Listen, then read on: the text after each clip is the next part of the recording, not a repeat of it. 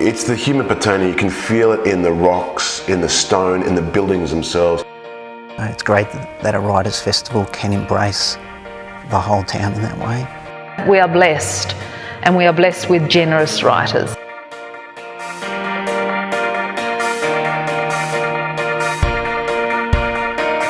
I remember coming out of the Capitol Theatre front doors and looking down View Street and thinking to myself, this is a really beautiful street.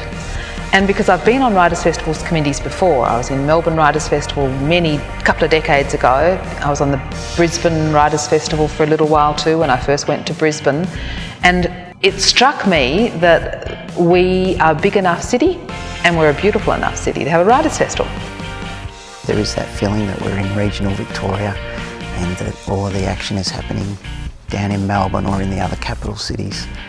And so to have a festival the calibre of this one come to Bendigo and sort of to have the best of the best be invited, you know, to our little patch of Central Vic, that's fantastic.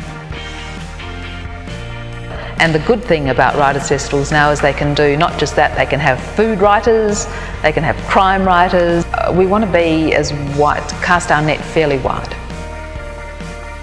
It's the great thing about Writers' Festivals. Like last week, I did 5 sessions and they were all entirely different. No matter what the starting point was, they just went off into fantastic tangents.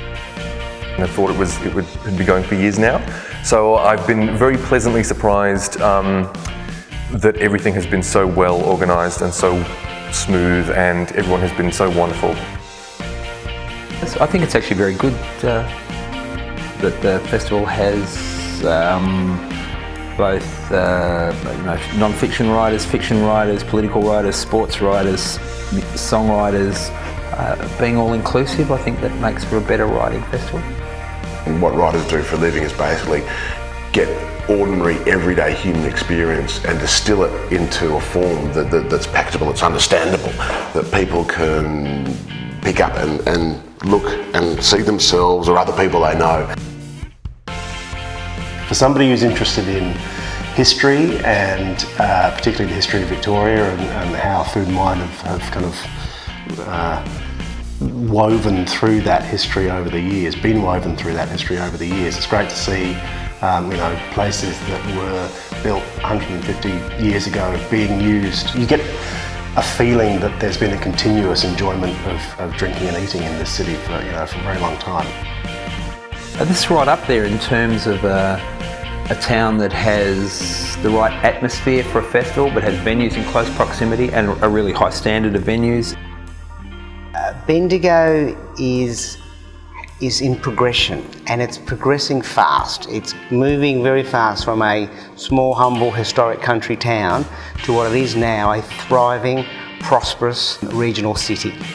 It's really important that we're part of this circuit of major speakers, major writers, major ideas, major events.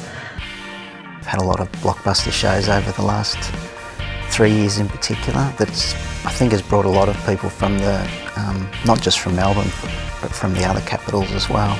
I think it can only get better from here, and as its reputation grows and it becomes more of a cultural touchstone sort of thing for the Australian literary community, I think it'll be wonderful.